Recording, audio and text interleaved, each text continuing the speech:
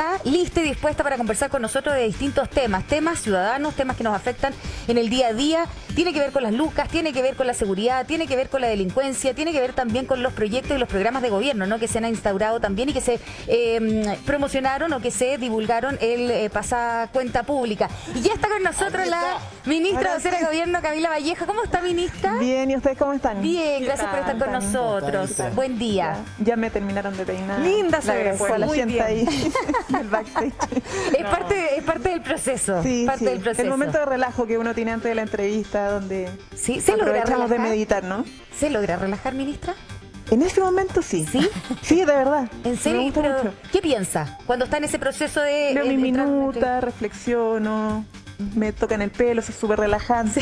Entonces, como el momento de la vida, como el mini spa que uno Ya, tiene. pero lo único que yo le Se voy a decir agradece. es que nada de lo que se hace todos los días termina siendo igual de agradable. Y me imagino que en su pega también es lo mismo. Es un trabajo de alta intensidad. Sí. Ya vengo acostumbrada hace 10 años a esto, sí, desde el movimiento estudiantil, parlamento, etcétera. Aquí está, pues, pero ahora, veremos. evidentemente, es distinto el trabajo desde el Ejecutivo, del Gobierno. Requiere estar monitoreando 100 cosas al mismo tiempo y así. Entonces, mucha intensidad. Viendo estas fotografías, ministra, porque usted ha hecho de todo. Usted fue dirigente estudiantil, usted fue parlamentaria. ¿Es este el Dirigente de desafío? Bueno, partido. ministra, ahora por cierto, ¿es este el desafío más difícil de su carrera política? Sí, es como es más desafiante porque tiene una responsabilidad más completa, ¿cierto? Yo sentía mucha responsabilidad el 2011 porque hubo alta exposición mediática. La causa de la reforma educacional y la gratuidad es algo que me comprometía mucho y sentía una responsabilidad personal y colectiva muy grande y con mucha más mirada internacional. Pero requiere ver muchos más temas, no solo educación, es salud, es seguridad, es trabajo, es recursos naturales, es trabajar adecuadamente las políticas públicas, los diálogos, las conversaciones, respetar siempre lo que es la administración del Estado, que tiene sus propias reglas, no simplemente levantar una demanda, sino que saber si esto realmente está resuelto por una institución o se requiere resolver de esta otra manera, cómo, qué recurso. Entonces es un trabajo Y ahí mucho es cuando, más claro, complejo sí. desde el punto de vista de la política pública. Pero ahí es cuando dicen otra cosa era con guitarra. Obvio. ¿Y cómo es que con sí, guitarra, ministra? Bueno, La pregunta que uno se hace. toca la guitarra. Usted que está ligada a la música. siempre hay que afinar las cuerdas antes de tocarlas. Y eso implica... ¿Y la han afinado bien o no? Bueno, ha sido todo un aprendizaje, hemos ido aprendiendo. Yo creo que las dificultades nos han permitido fortalecer nuestro trabajo en equipo, porque sí, han habido ya por todos conocidos errores, algunos problemas de coordinación, etcétera. Entonces tenemos que estar afinando las cuerdas al menos 2 veces antes de tocarlas para poder anunciar cosas, para poder hablar, para poder tomar definiciones. Y eso es parte del trabajo que a mí me entusiasma mucho a pesar de la dificultad, porque lo importante de esto es uno sentirse tranquilo de que está haciendo lo correcto y al menos para mí en lo personal, y yo sé que para el equipo, estamos aquí a pesar de las dificultades porque sabemos que estamos en el lugar correcto en el momento correcto.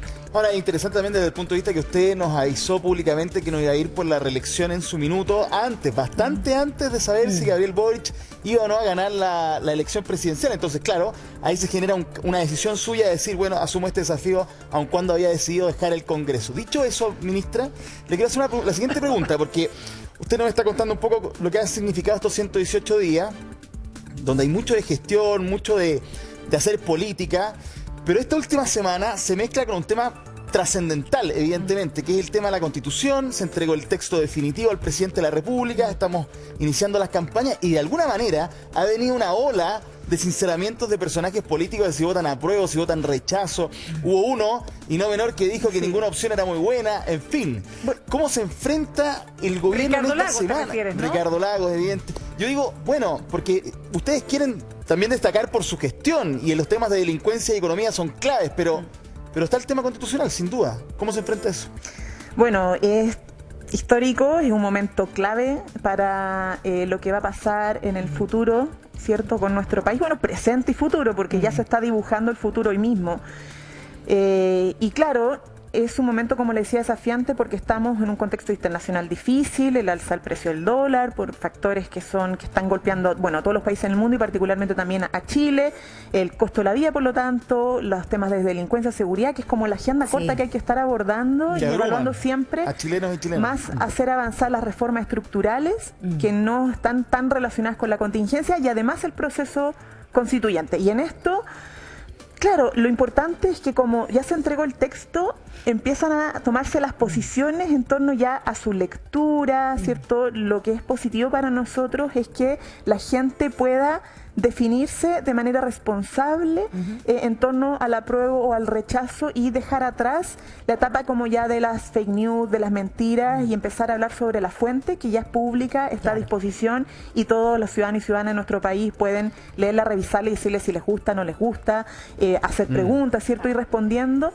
Y claro, salió la carta de Ricardo Lagos, a propósito lo menciona. Pero espérese, antes de esa carta, antes que entre ahí, a usted le llamó la atención que después de una selfie, ¿no? que se había sacado el presidente con el expresidente Ricardo Lagos, él llamara a, bueno, no dice exactamente que va a votar ni apruebo ni rechazo, pero dice que el proceso, que no le gusta ninguna constitución y que el proceso constituyente en el que hoy estamos embarcados no termina el 5 de septiembre. Ahí está, ¿no? Chile merece una constitución que logre consenso, como ninguno de los dos textos que pueden resultar del plebiscito. Lo tiene, de acuerdo a él, el desafío político es continuar con el debate constitucional hasta alcanzar una constitución que interpreta a la mayoría. ¿Qué le pasó a usted cuando vio esto? Y si pensó que después de esa selfie, lo pongo la selfie solo como una cuestión simbólica, ministra, si no es que la selfie sea nada de tan especial, pero muchos creyeron que después de ese gesto del presidente con el expresidente Lagos, algo podía pasar ahí.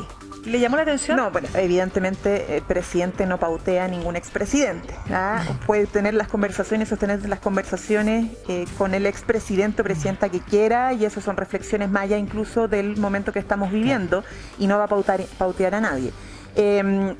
Mira, yo creo que es evidente que han habido controversia en el propio sector militante, ¿cierto? No me voy a pronunciar sobre eso porque creo que no me corresponde como vocera. Lo que sí creo importante y lo que ha dicho nuestro presidente es que, claro, el 4 de septiembre se define si continuamos ejerciendo nuestra democracia, nuestros debates legislativos sobre los cambios que siguen post plebiscito sobre la base de una nueva constitución propuesta en el órgano que ya conocemos, ¿cierto? O sobre la base de la misma constitución del 80. Perdón, se me cayó. Sí, no se preocupe. Entonces, yo creo que ese es el debate, como más allá de la opinión personal, es que la ciudadanía tiene que definir sobre qué carta fundamental se siguen los procesos de cambio y de mejora. ¿Cuál es el camino más fácil? ¿Cuál es el camino más adecuado? Y yo creo que el expresidente un poco como que señala eso, sin tomar una posición sobre el apruebo o rechazo, dice, igual van a seguir procesos de modificación, de mejora, o sea, y ahí uno tiene una opinión distinta de cuál es el más fácil, qué camino es más fácil para los cambios, que cuál es más difícil. No, claro, y conocemos su postura con respecto a eso, pero no es menor que también el presidente Lagos diga que después del 5 de septiembre, la pega del presidente actual, es decir, de Gabriel Boric, es fundamental, indistintamente, porque vamos a quedar con un país más dividido probablemente. Eso se lee entre líneas. Entonces, ¿cuál va a ser la postura del gobierno? ¿Gane el apruebo o gane el rechazo? Porque las dos hoy día están divididas claramente, pero hay que avanzar en las dos. Nosotros, bueno, ahora tenemos una tarea que es urgente, importante, y no me gustaría como quitarle importancia porque es ahora, ¿cierto? Y nuestro mandato, nuestro deber legal, y sobre todo el ministerio que me toca encabezar a mí, es comunicar todo lo que viene y garantizar el voto informado para todos los ciudadanos y ciudadanas, y por eso pone a disposición el texto, combatir obviamente también las fake news. Ustedes juegan un rol fundamental, los medios de comunicación, en esto también. Y lo que venga después, como ahora, es siempre trabajar por la mayor unidad de nuestro país. Pero plan B tienen, pues, ministra, de todas maneras, ¿no es cierto? Es que, a ver, nosotros después del plebiscito tenemos que seguir gobernando. Ese es un mandato popular que tenemos. ¿Y las transformaciones se ven afectadas para si gana el gobernar? rechazo? La profundidad, evidentemente, porque nosotros, si seguimos con la Constitución del 80, vamos a tener las mismas limitaciones que tuvimos siempre con la Constitución del 80 respecto a reformas que eran aprobadas incluso por el Congreso. Pero la UDI dice que no seguirían con la Constitución del 80, por lo menos lo ha dicho Javier Macaya. ¿Usted le cree? No, pero usted estuvo en el Parlamento con Javier Macaya. ¿Le cree que dice que quiere cambiar la Constitución una vez ganado, si es que se impone el rechazo? Es una pregunta que yo creo que voy a dar respuesta. Hemos tenido un sector que se ha opuesto permanentemente no solo a tener una nueva constitución, sino que a hacerle reformas. Y como ejemplo más cercano, no sé si ustedes recuerdan cuando se votó una modificación al Código de Aguas en el Senado, incluso por menos que 4/7, fue por 3/5 y se rechazó. Entonces, ahora, es bien difícil, es bien como hay candados que tiene la Constitución.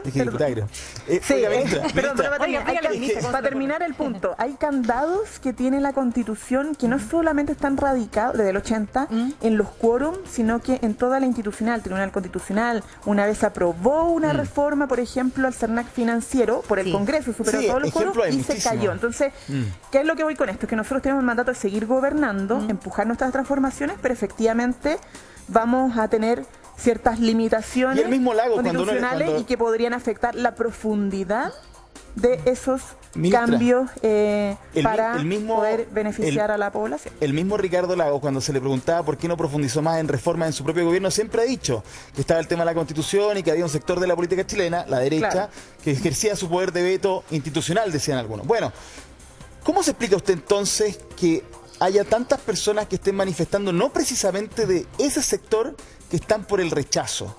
Si más o menos está clara la idea de que con la Constitución actual, y pocos lo niegan a esta altura, se haya retrasado tanto un proceso de reforma, ¿por qué ahora justamente un grupo que no pertenece a ese sector, importante, demócratas cristianos, PPD, algunos incluso PS, o ex de esos partidos, estén planteando la idea del rechazo? ¿Cómo se lo explica?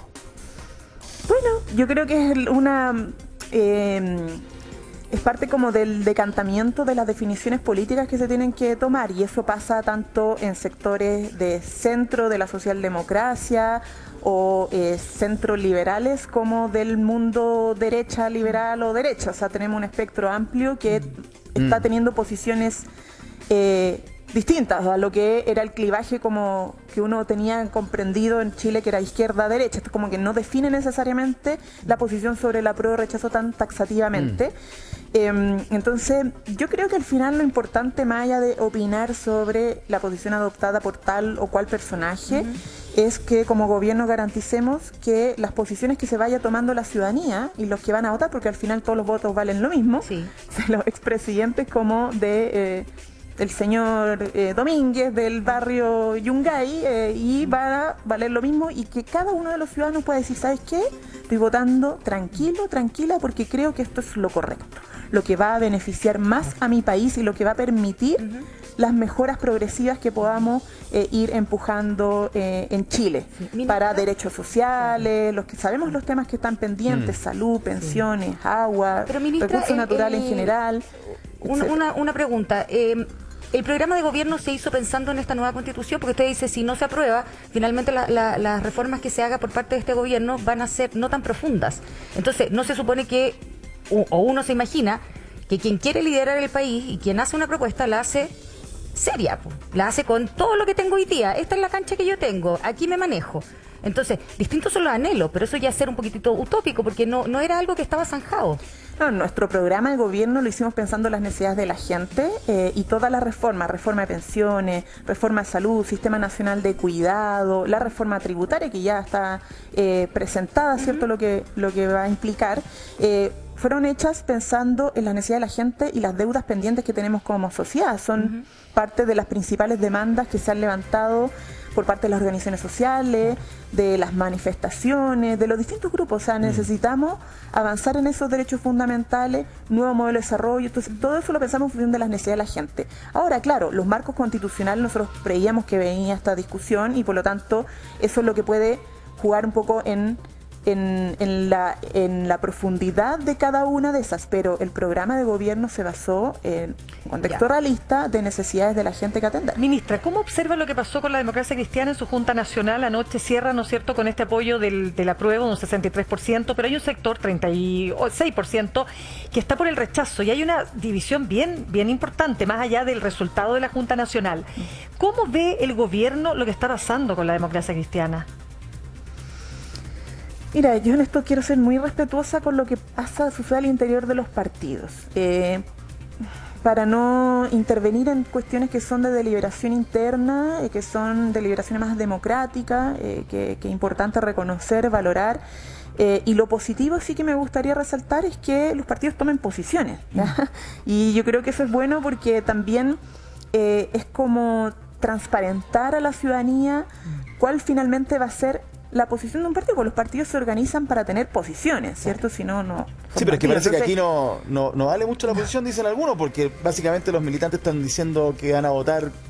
O sea, yo lo que entiendo es muy simple. Si el partido dice apruebo, debiéramos todos votar apruebo, pero parece que acá hay una buena parte de expresidentes, expresidentas, exparlamentarios de ese partido que dicen, no, yo voy a ir por el rechazo. No, pues actuales y voy a hacer parlamentarios también, campaña por el Jimena rechazo. Entonces, por eso la pregunta pero que hay una posición mayoritaria. ¿Eso podría pasar en el Partido como Comunista, por ejemplo? aplastan.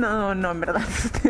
Nosotros discutimos, hablo como militante, pero Por eso discutimos, deliberamos, podemos tener diferencias, pero llegamos a una síntesis y actuamos en unidad de acción por esa síntesis para empujarla bien, con fuerza. Pero respetamos obviamente también cómo funcionan los otros partidos. Igual, de todas maneras, hay una posición mayoritaria y eso es una señal para la ciudadanía. Ya. Entonces hubo un esfuerzo de deliberar y mostrar cuál Le era llama la atención, le posición sorprende. mayoritaria. Es que no es nuevo y la verdad es que no creo que no me corresponde, insisto, como catalogar de negativo o positivo el que tengan luego algunos que considerar libertad de acción, que es algo que no Ministra, me corresponde. evidentemente nadie le está preguntando, y eso no era la intención, por supuesto, de Gatzela, pensar que el PC podía tener diferencias internas de llamar a votar rechazo. Obviamente que no. Pero sí hay diferencias internas. De cómo y trabajan los ahora, partidos. no, pero es que a usted le está pasando lo mismo que le pasa a todos los voceros, bueno, a todos los ministros en general que tienen relación con un partido, y particularmente usted como vocera. Usted, ante todo, me imagino, es vocera de un gobierno antes que la representante del PC. ¿Estamos de acuerdo? Y lo he dejado. Y usted lo ha dicho en innumerables Porque el ocasiones. gobierno tiene distintos partidos y además Exacto. incluso gente independiente. Pero como sigamos con el colectivo PC, diverso. porque el PC se ha caracterizado, lo voy a poner en pasado, de ser súper monolítico, en el sentido, lo que dice el Comité Central, para abajo, pa. Pero resulta que uno va viendo distintas posiciones, y particularmente ya, el ejemplo más recurrente para señalar es el alcalde Daniel Jadwe, pues, que ha tenido, ahora está más calladito, pero en alguna oportunidad, al principio sobre todo... No tiró sé si calladito. Bueno, pero por lo menos respecto de... Menos la función, crítico. es que se cuida un poquito más. Lo llamaron a cuidarse un poquito más, cuéntanos la firme. Porque estaba, al principio decía puras opiniones que eran bien era muy duras duro. con el gobierno. No, mira, también, yo ¿no? voy a volver a ser muy clara en esto. Yo soy vocera de gobierno, no vocera Correcto. del Partido Comunista. Por más que les diga cómo funcionamos nosotros en términos generales, quien hace la vocería principal en esto, el presidente del partido, y en cada instancia de discusión, de conferencias, de congreso, se lee una síntesis, una resolución, y que ya es conocida y pública, es conocida por todos lo que se resolvió al menos en la última instancia colectiva. Pero se complica cuando de repente aparecen opiniones tan disonantes. No, le digo porque ahí usted, el corazón comunista, tiene que estar ahí. Aparte que hay una No, yo amistad estoy muy con- tranquila, con si el aquí alcalde. tampoco no hay obsecuencia. En estas cosas son discusiones y a veces hay posiciones distintas y todos entendemos los roles distintos que tienen cada uno de nosotros, los militantes. El partido pone a disposición sus militantes para distintas tareas y responsabilidades. En este caso yo estoy acá porque tengo la convicción, porque también el partido tiene la convicción de ser parte de este proyecto de cambios encabezado por el presidente de la República, y hay otros militantes que juegan otros roles en municipios, liderando alcaldía, liderando sindicatos, organizaciones Bueno, dicho sea de estudiantiles, paso, etcétera, y el cada uno, partido propuso entendiendo el su IFE de militancia, invierno. igual tiene que representar Claro. algo más allá que El partido Eso propuso es el un buen IFE de ejemplo. invierno y el presidente dijo que no era una buena idea. El IFE completo Mire, de nosotros invierno. sobre Están buscando eso- una materia Es distinta. que eso es súpermente claro.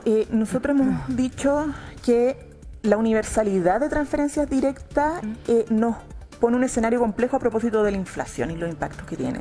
Pero siempre hemos estado evaluando mes a mes, semana a semana, las ayudas a las personas. Y esto no Pero tiene ahí hay que ver... discrepancia con el Partido Comunista. No tiene que ver con esa reunión particular. El gobierno ha tenido reuniones con todas las bancadas y es una solicitud bastante transversal el que hayan ayudas a las personas en el contexto de invierno, y nosotros estamos evaluando esas transferencias, esos apoyos para las personas que lo están pasando más mal en nuestro país, porque sabemos que esto es una realidad, lo vemos día a día y entendemos que tenemos que hacer mayores esfuerzos para en esta coyuntura responder a nuestra gente. Sí, bueno, otra de las acciones directas, ¿no? En términos monetarios para la gente eran los retiros.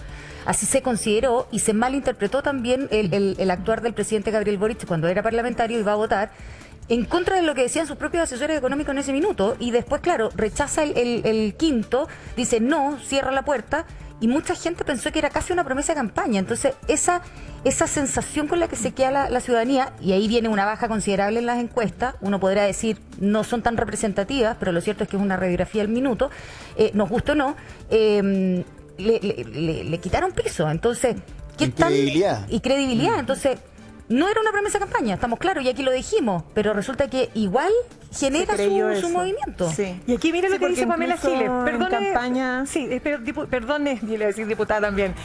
Ministra, mire lo que dijo esta mañana. Corralito, fondos previsionales, impuso Carol Cariola ayer sometiendo a votación de la Comisión de Constitución el primer informe de Secretaría para poner lápida al sexto retiro y exculparse ella de no ponerlo en tabla.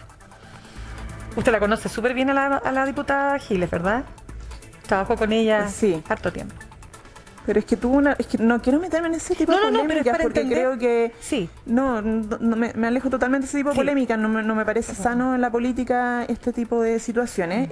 Lo que sí yo creo que es sumamente claro lo que ustedes dicen. O sea, nunca hubo un compromiso programático, y en la campaña, incluso siendo candidato la segunda vuelta, el presidente dejó muy claro que no iba a empujar esa posición.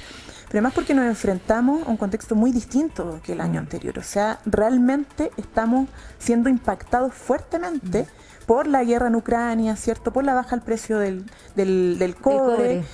Y la inflación está compleja.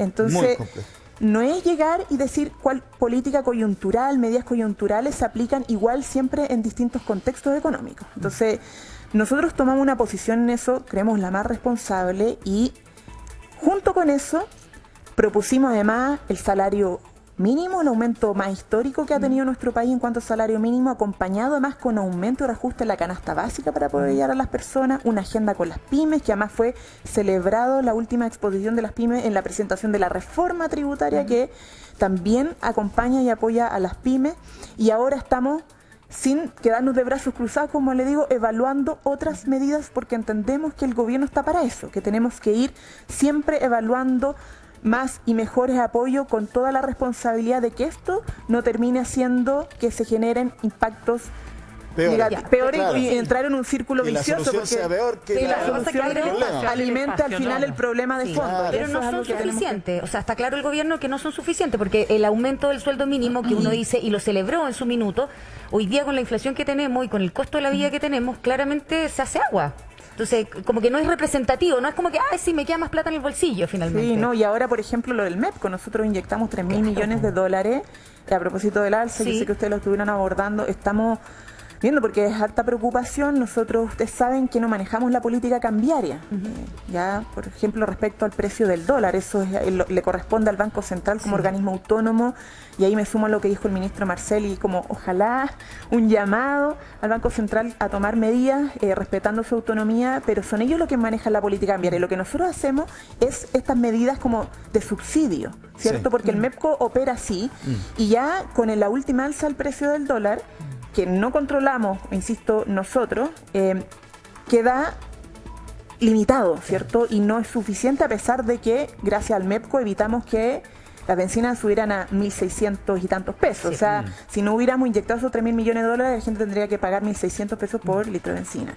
Claro, nosotros poníamos... Y ahí entendemos, sí, de todas formas, que a pesar de inyectar esa cantidad de recursos, que es una situación obviamente parche, y no es lo ideal porque incentivamos el uso de los combustibles fósiles, y no son para estamos aún así, a propósito de la última alza, evaluando también qué más hacer. Entonces, como les digo, claro, por suficiente, no, pero estamos en una situación muy difícil que nos tocó administrar a este gobierno, y nos tenemos que hacer cargo semana a semana de cómo ir respondiendo de manera responsable. Claro, solamente para cerrar el punto, es que esa dificultad es la que hace y empuja a determinados parlamentarios en el Parlamento, ¿no es cierto?, a querer avanzar, en este caso con un sexto retiro. Puede ser la diputada Giles, pueden ser otros diputados. Es bien transversal, ¿eh? De hecho, conversábamos, no recuerdo si era la diputada Flores, la diputada Camila Flores de Renovación Nacional, que ella decía que sí estaba a favor de sexto hasta un 100. Sexto. Exacto, entonces por eso solamente le digo, ministra, porque entendiendo que muchas veces este remedio claramente puede ser peor que la enfermedad, genera adhesión inmediatamente.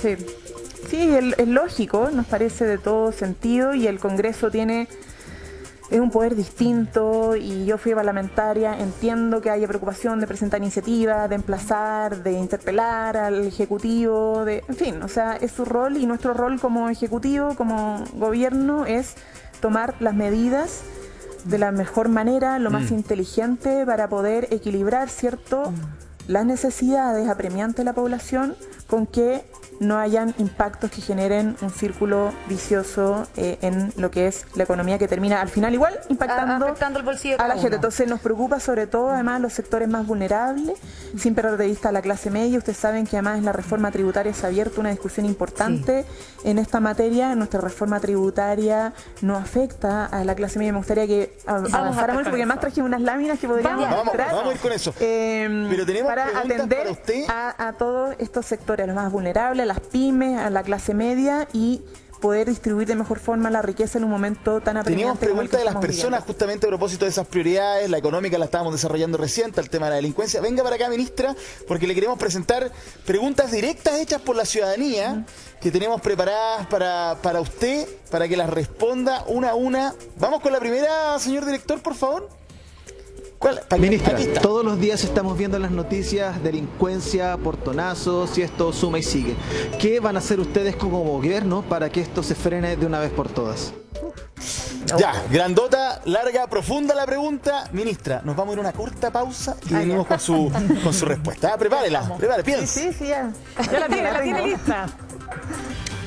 Bien, seguimos acá en Tu Día con la portavoz de Palacio, Camila Vallejo, que está acá con nosotros, y le habíamos hecho una pregunta, no precisamente ninguno de nosotros tres de acá en el estudio, sino desde la calle. Para la ministra la vamos a revisar de nuevo y esperamos esta respuesta, por supuesto. Vamos. Ministra, todos los días estamos viendo en las noticias delincuencia, portonazos y esto suma y sigue. ¿Qué van a hacer ustedes como gobierno para que esto se frene de una vez por todas? Toda suya la respuesta, ministra, por favor. Agradezco la pregunta porque sabemos que una especial preocupación de nuestros ciudadanos, de nuestros compatriotas, hay no solamente una sensación de inseguridad, sino que hay reiterados hechos de violencia en la comisión de delitos y la seguridad humana está siendo una de nuestras primeras prioridades y por lo tanto estamos actuando, estamos trabajando. Nosotros tenemos la esperanza que con todas las políticas que estamos implementando y las que vamos a empujar vayamos disminuyendo progresivamente estos hechos de violencia.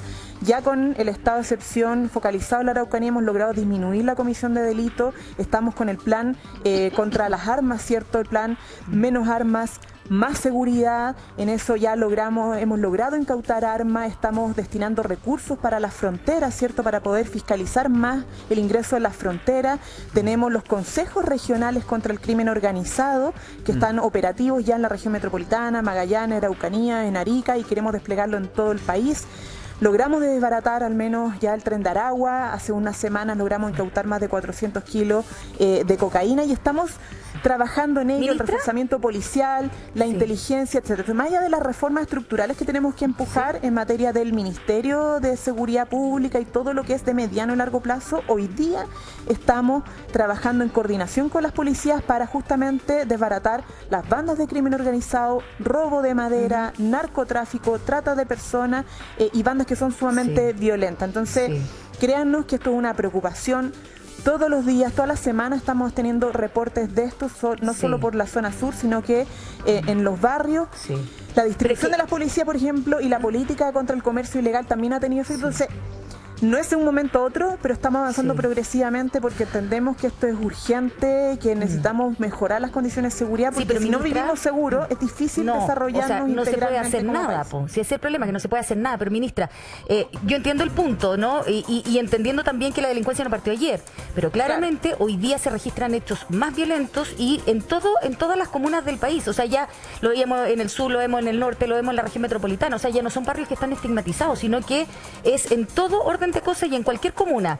La pregunta es, ¿qué tan rápido puede actuar el gobierno hoy día para frenar esta situación? Al menos para que no siga aumentando. Bueno, como les decía, estamos actuando todos los días. No estamos solo pensando, diagnosticando, estamos, la verdad, actuando en lo inmediato con la coordinación de las policías para ir tras las bandas que están operando, obviamente, como tú decías, de manera más violenta. Sí. Esto no tiene que ver Pero, por solo ejemplo, con la cantidad de hechos, sino que con la violencia. Pero, por ejemplo, el Y para Ministerio de poder- Educación, ministra, para poner un punto súper claro, el Ministerio de Educación, ¿qué está haciendo? Porque hay hoy día 189.000 niños, niñas, jóvenes y adolescentes que no están estudiando. Deserción escolar total y absoluta. ¿Qué está haciendo el Ministerio hoy día para recoger a esos niños cuando resulta que hoy día precisamente detuvieron a uno de 12 años? Sí. Y hace 2 semanas uno de 10. O sea, son niños que no están estudiando, que no están en el sistema y parece que no existen. Y esas son las políticas más de mediano plazo, que tiene que ver con la educación, la reinserción, la reincorporación en los establecimientos educacionales. Hay varias cosas. Uno, primero, de la violencia que se vive dentro de los establecimientos educacionales, sacar un consejo, una política para abordar la convivencia escolar y la no violencia, que está en marcha y que es multifactorial, y eso implica una coordinación y un trabajo con varios actores que ya el Ministerio de Educación está liderando.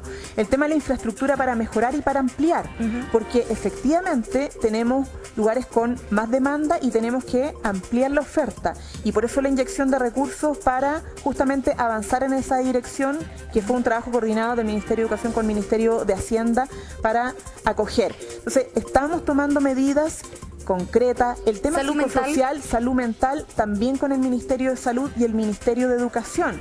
Se detecta graves problemas no solo en nuestra población infanto-juvenil, sino que también en los profesores y profesoras.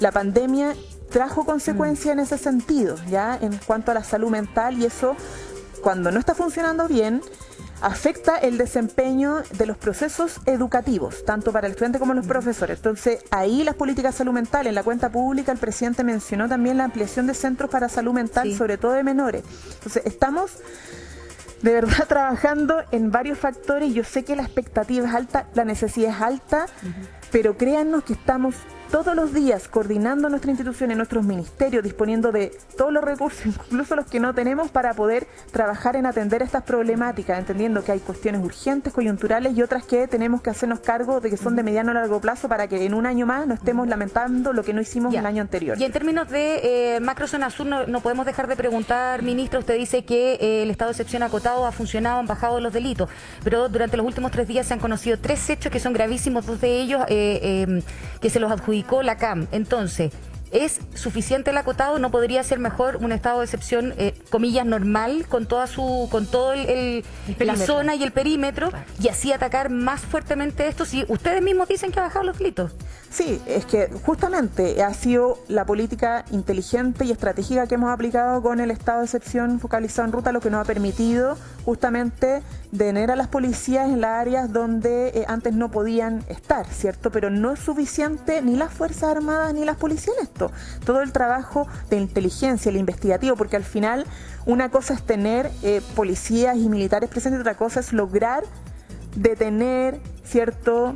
Las pruebas que están detrás para finalmente llegar al origen de estas bandas. Ninguna duda. Pero y por otro lado, los diálogos. Se pueden hacer las dos cosas al mismo tiempo, es decir, desplegar las Fuerzas Armadas a toda la región, a toda la zona que está en conflicto, y al mismo tiempo avanzar en eso que usted señala, que la inteligencia, la policía y una mejor dotación.